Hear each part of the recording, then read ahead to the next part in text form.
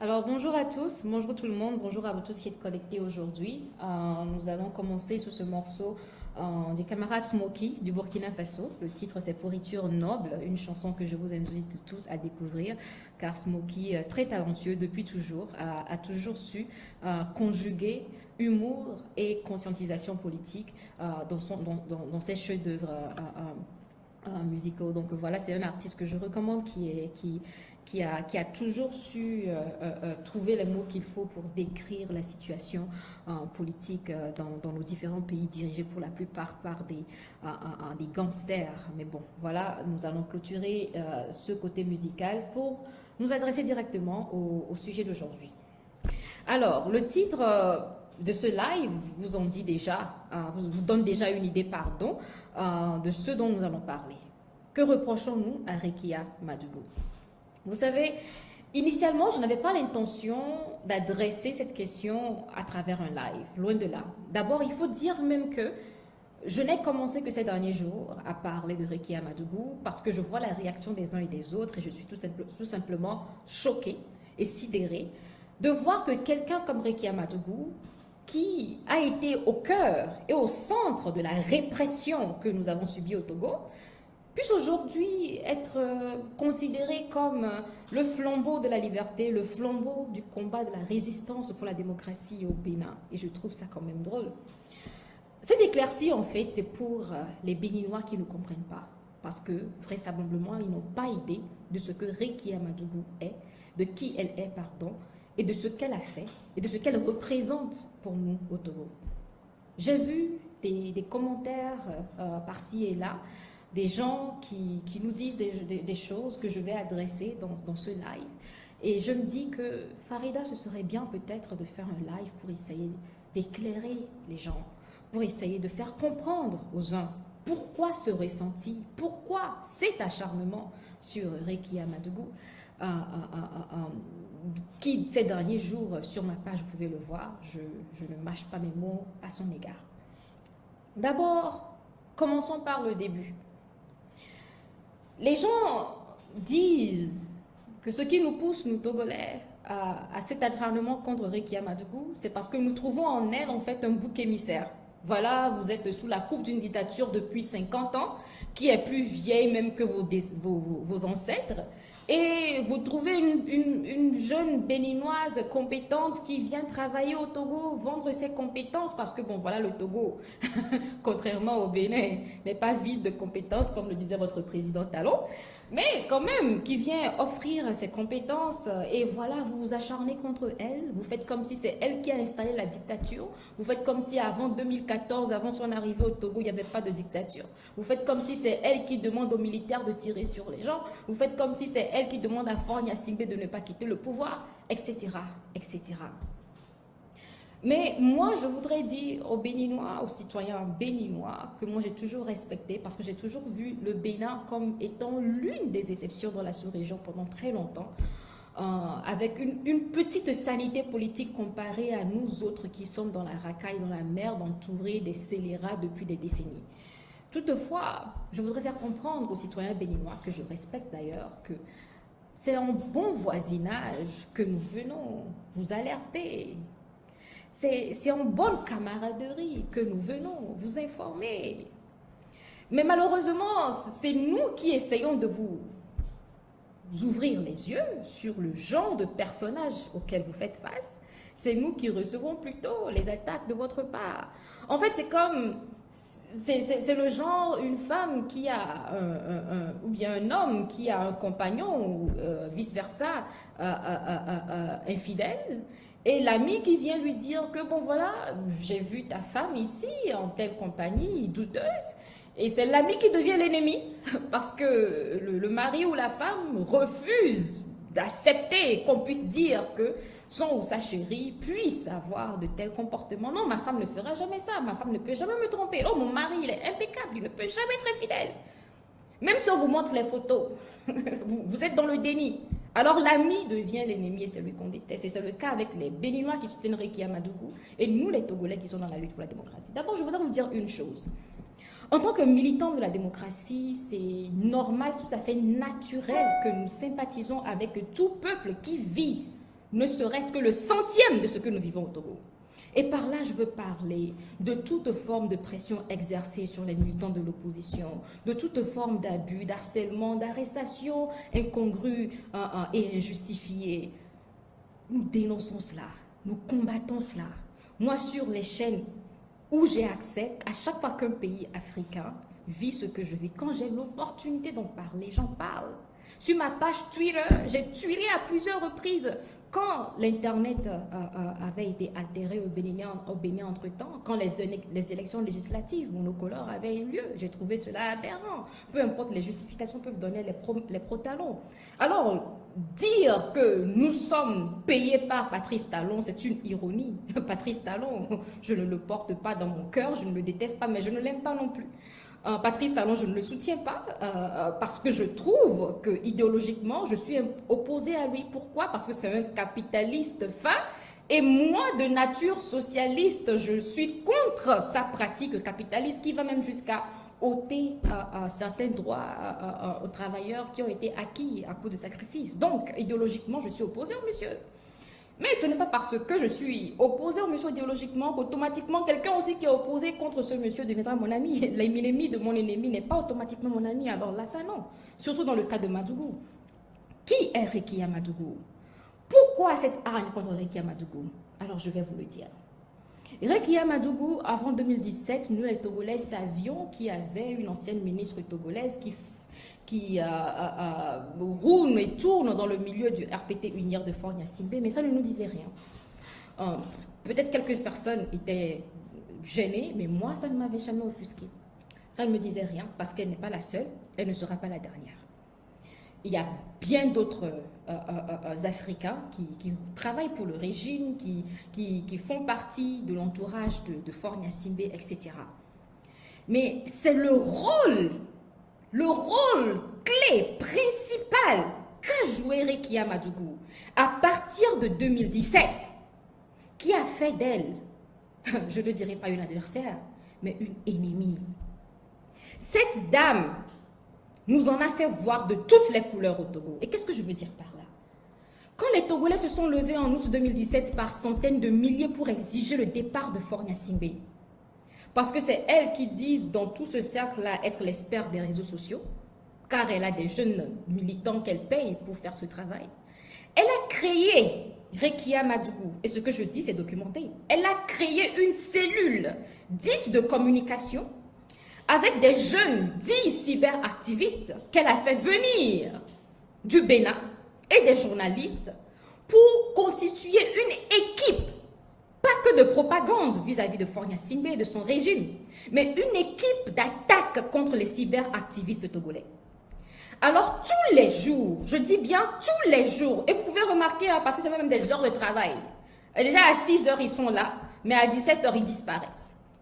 Tous les jours, c'était les attaques sur les personnes des militants togolais qui exposaient les tares, la méchanceté et la cruauté du régime de Gnassingbé au monde entier.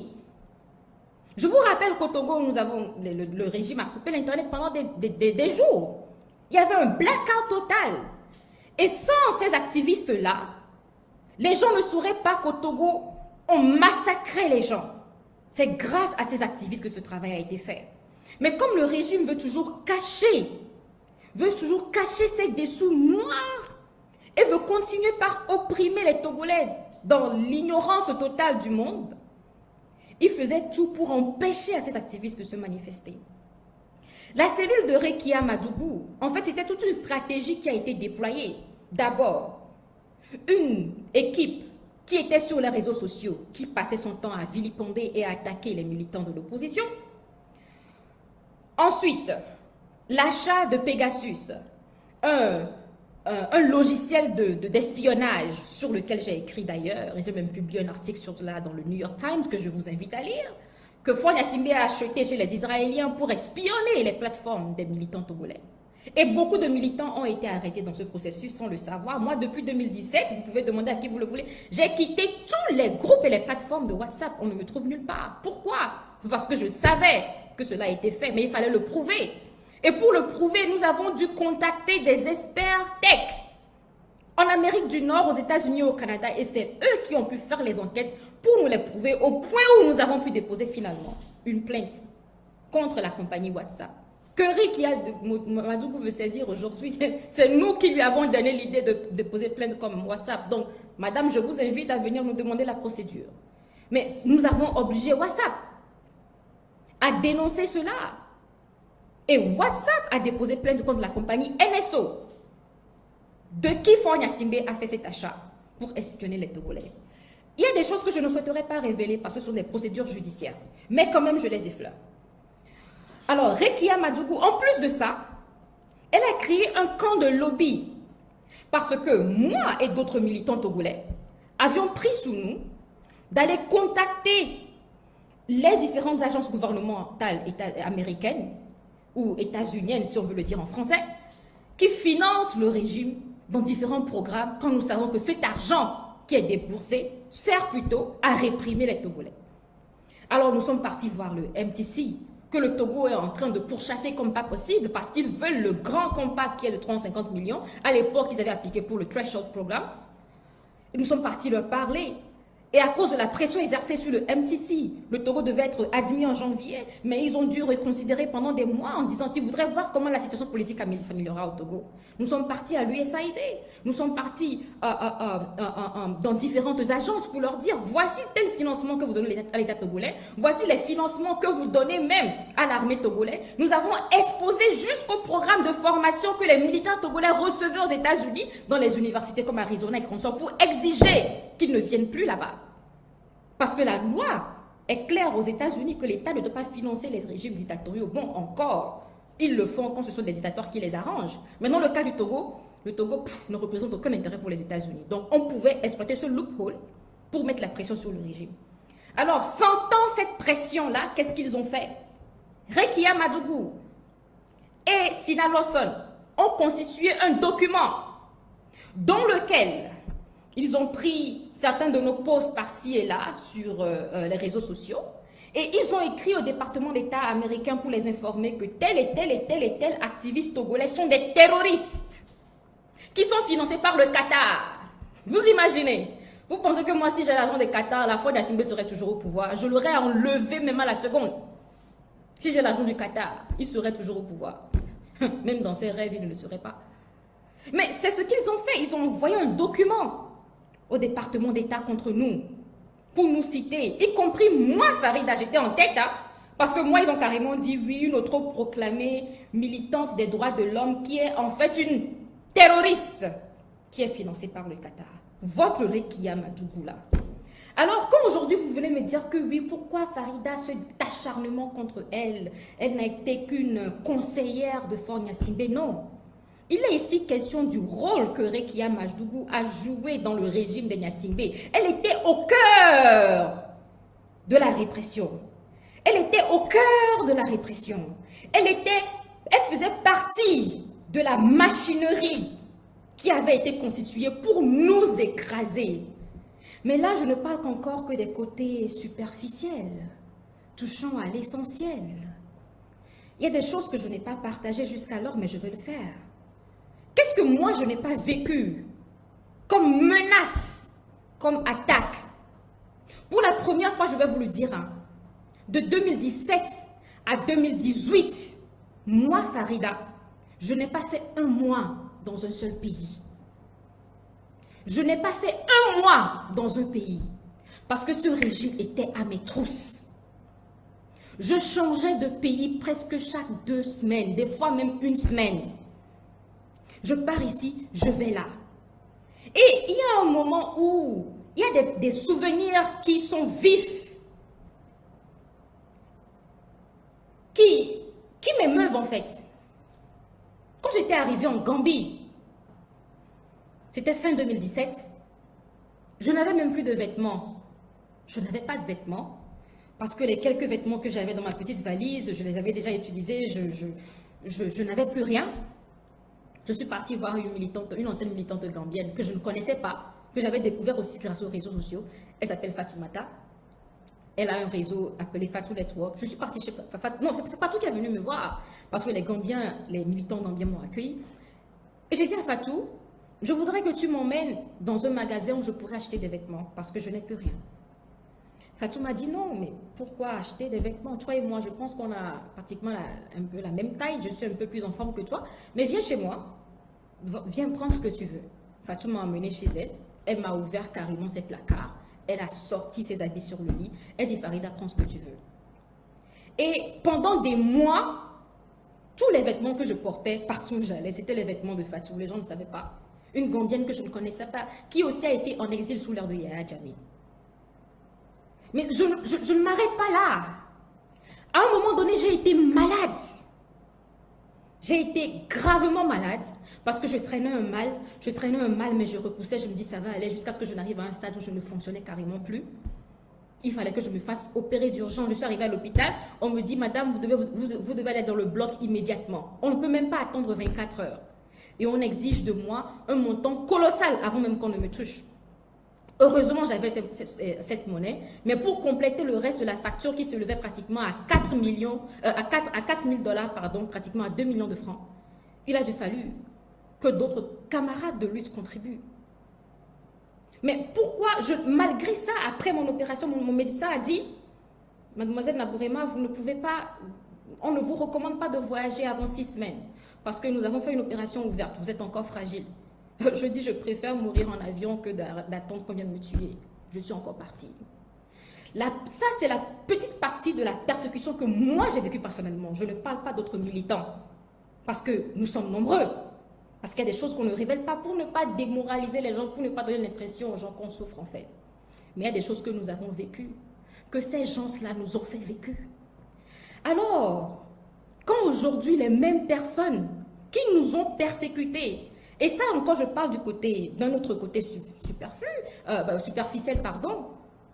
Parlons alors des attaques à ma personne, des attaques à mon intégrité, des histoires qui n'ont pas été publiées sur les places publiques, les montages.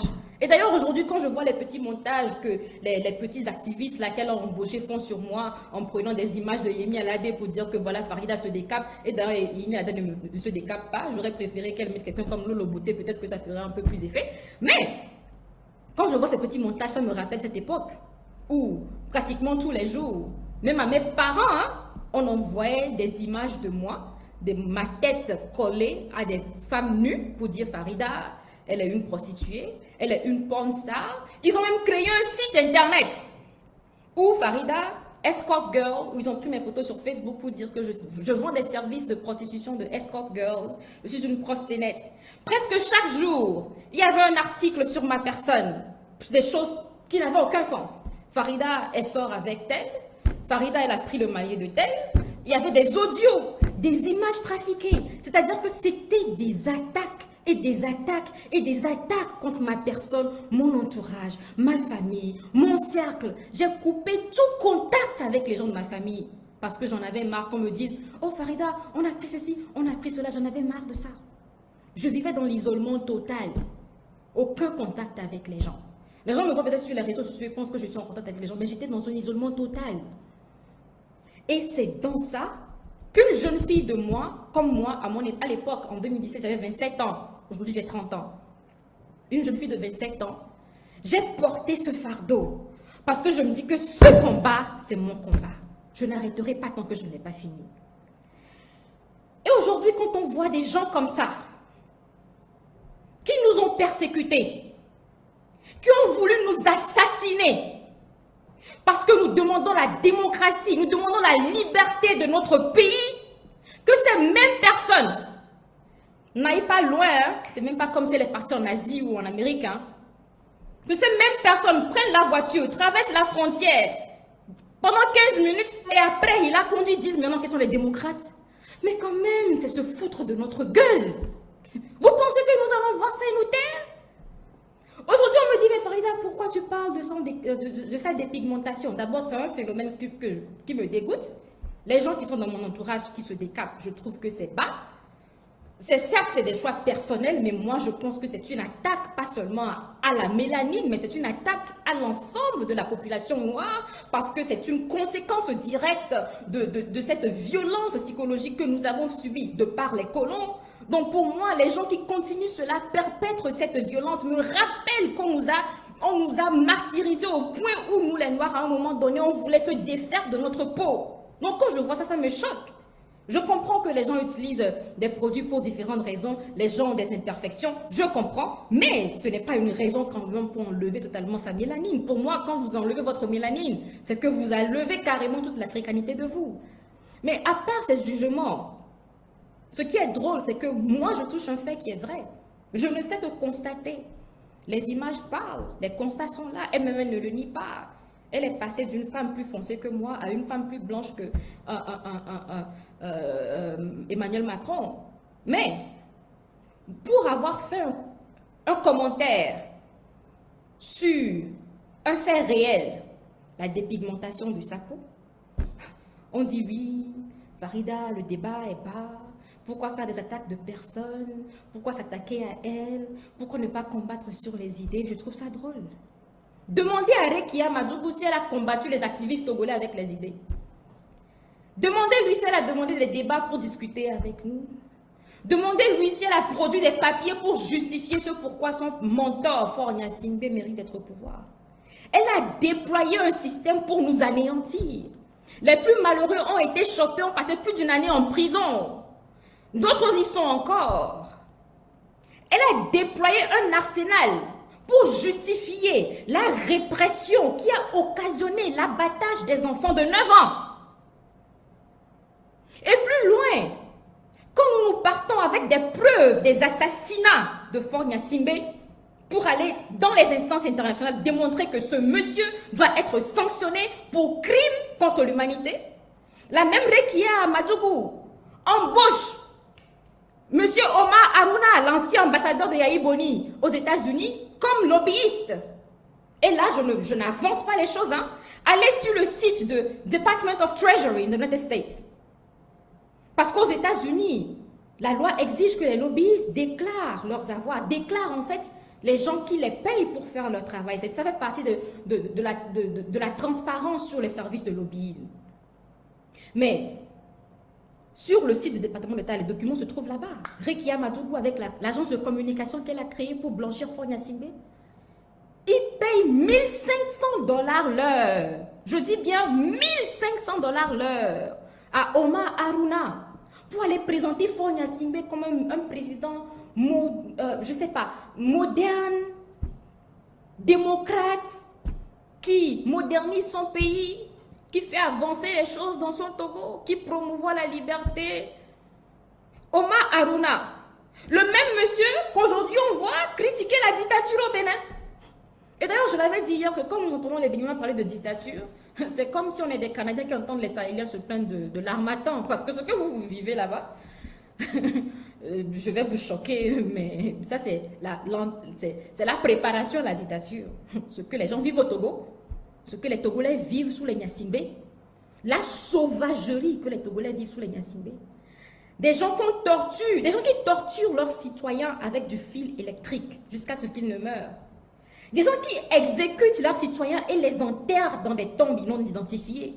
Des gens qui arrachent des enfants à leur maman et les tuent. Des gens qui tuent les citoyens et jettent les corps dans la lagune. Au Togo, les lagunes et puis la mer là-bas, c'est le cimetière. Cimetière aquatique, c'est ce que nous avons au Togo. Peut-être que c'est la seule chose que les Gnassingbé peuvent dire avoir créé comme innovateur. Ils ont des cimetières aquatiques. Ils tuent les citoyens et ils les jettent dans la mer. Et c'est pour des sauvages de cette espèce que votre démocrate travaille. Et elle n'y est pas simplement pour ces soi-disant conseils de microcrédit, bof. Elle faisait ça, on s'en fout d'elle. Mais elle participe à la répression. Elle blanchit la répression. Elle aguerrit le système pour combattre les gens qui réclament des choses aussi simples que la liberté d'expression, la liberté de manifestation, le droit de choisir leurs propres dirigeants. N'est-ce pas pour la même chose que vous vous battez au Bénin? Mais c'est votre droit tout à fait légitime. Alors vous allez penser que si moi, par exemple, je viens travailler pour votre talent là, et que je donne des conseils à talons, parce que je peux le faire, pour dire, tel leader, faites-lui ça, telle personne, mettez-le en prison. Je crée une cellule pour diffamer les opposants, pour inventer des histoires fausses. Moi, je n'ai pas inventé d'histoire sur Rekia Madougou. Vous allez voir, dans aucun de mes posts, même, je ne m'attaque sur ces mœurs sur lesquelles les Togolais ont beaucoup parlé et écrit. À raison ou à tort, je m'en fous. Mais je n'ai même pas encore fait ça. Imaginez si moi je le fais. Que j'écris un site internet, je mets Rekia Madougou, escort girl du Bénin. Encore nous avons des doutes de son escort girl. Imaginez si je crée un site où je prends ces images, je les mets sur des femmes nues pour les distribuer sur la toile. Vous allez dire quoi? Mais c'est ce que cette dame, cette sorcière, cette mégène nous a fait vivre au Togo. Et nous l'avons subi. Nous l'avons subi la tête haute parce que nous savions que nous étions dans le vrai. Nous l'avons subi avec courage parce que nous savions que notre combat était noble. Nous l'avons subi avec fierté parce que nous savions que nous faisons la fierté de ceux qui ont combattu avant nous. Alors aujourd'hui, quand nous venons vous dire que cette dame est une hypocrite, une vendeuse d'illusions, une menteuse, une manipulatrice, vous pensez que nous sommes pro-talon, mais ce n'est pas une question de pro ou de contre-talon. Je vous dis encore que idéologiquement, je suis opposée au monsieur à ces airs capitalistes. Mais c'est une question de valeur. Les valeurs qu'elle prêche au Bénin, elle n'en a pas. Parce que, je ne sais pas, les valeurs ne sont pas des choses qu'on peut porter dans un pays, dans un autre pays, ça disparaît. C'est comme un musulman qui dit que bon, quand je suis au Togo, je ne mange pas le porc, quand je vais au Bénin, je mange le porc. Mais là, c'est quel musulman? Comment est-ce qu'on peut dire qu'on est pour la démocratie et s'activer à blanchir un régime et créer une cellule? Ce n'est même pas comme si elle a donné un conseil, elle a créé elle-même une cellule pour s'attaquer aux gens qui combattent pour la même démocratie, pour justifier la répression des citoyens, pour justifier la coupure de l'Internet, une violation à la liberté d'expression reconnue même par le protocole de démocratie et de bonne gouvernance de la CEDEAO et même par l'Union africaine. La liberté à l'Internet aussi est reconnue comme un droit humain. Elle occasionne ça. Et vous allez venir nous dire que parce qu'on constate qu'elle se dépigmente, on la jalouse. Mais qu'est-ce que nous avons à jalouser de Rekia Madougou? Mais si elle veut manger, qu'elle mange et qu'elle se taise. Il y a beaucoup qui sont à la mangeoire. Mais quand on mange, on observe l'étiquette de la table. On mange, on se tait. On a au moins la classe et la décence de se taire. Mais vous avez la bouche remplie. Démocratie. Mais quand même, vous nous prenez pour des imbéciles. Bouffez l'argent du Togo et fermez-la. Prenez notre argent que Fort Vunasimbe vous donne, mais fermez-la. Mais vous ne pouvez pas encore venir nous narguer en disant que vous luttez contre la démocratie. Quelle démocratie? Mais moi, d'autre part, je me dis, les supporters de Rekia Madougou, si vous l'aimez, c'est votre problème. Si vous ne l'aimez pas, c'est encore votre problème. Mais si ce que nous faisons, nous Togolais, qui est de demander des comptes, non, pas de demander des comptes, on ne demande pas, de régler les comptes, parce que là, on règle. Oui. De régler les comptes à quelqu'un qui nous doit des comptes, parce qu'elle a été payée par l'argent du contribuable togolais. Elle était conseillère spéciale à la présidence avec rang de ministre, c'est-à-dire payée par notre argent. Donc, en tant que fonctionnaire au Togo, c'est tout à fait légitime. Et c'est notre droit de demander des comptes aux gens que notre argent de contribuable paye. Donc, si ça ne vous plaît pas, dites à Rekia Madougou de rembourser notre argent. Elle nous doit des comptes. Elle ne peut pas prendre l'argent des Togolais et puis dire pourquoi les Togolais se mêlent de mes affaires au Bénin. Mais on va s'en mêler. On va s'en mêler. Vincent Bolloré, le vendredi dernier, a été reconnu coupable pour affaire de corruption au Togo. On pouvait dire, mais pourquoi est-ce que c'est au Togo qui commet le crime et puis c'est en France qu'on dépose plainte contre lui? Non, c'est pas comme ça. Ce que vous faites, ça vous suit partout. Les traces que vous laissez, Ça vous suit partout. Vous allez me dire qu'elle est simple conseillère. Allez demander à Hitler où se trouvent ses conseillers. Ils ont été hantés un par un et exécutés. Et là, elle n'est pas que conseillère. Hein. Non seulement elle est conseillère, elle est la machine même de la répression. Des militants de la liberté.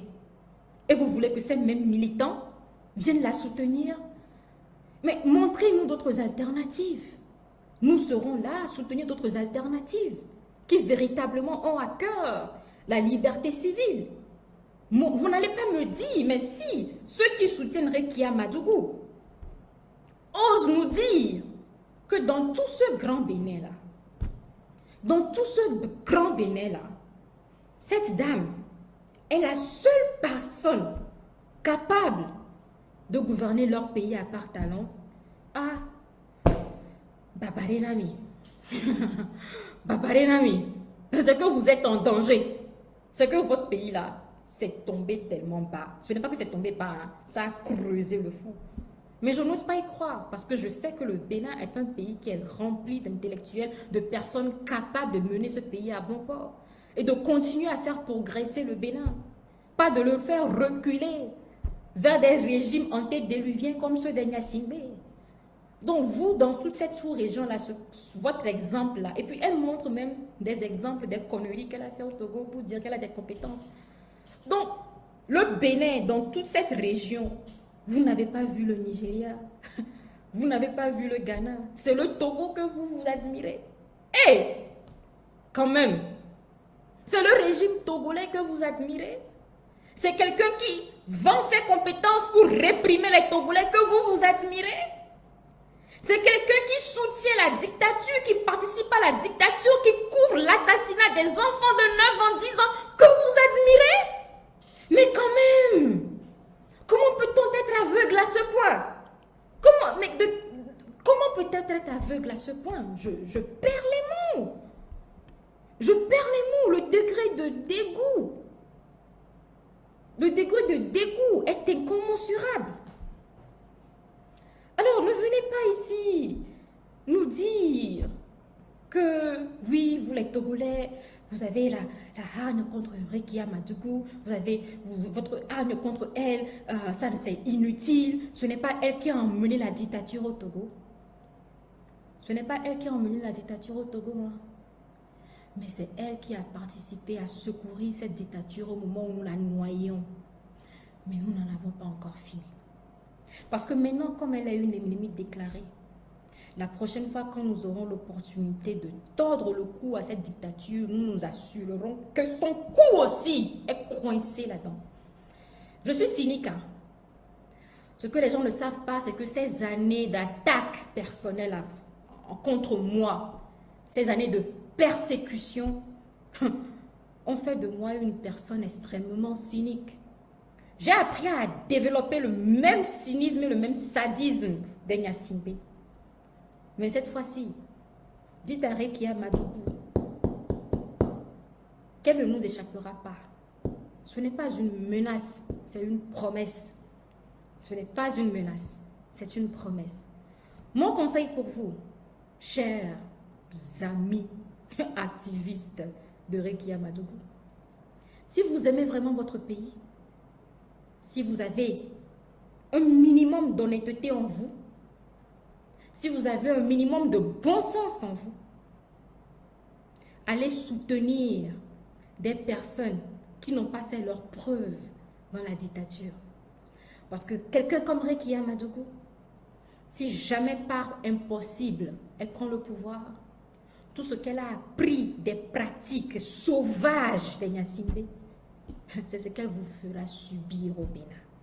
Alors, à bon entendeur, salut.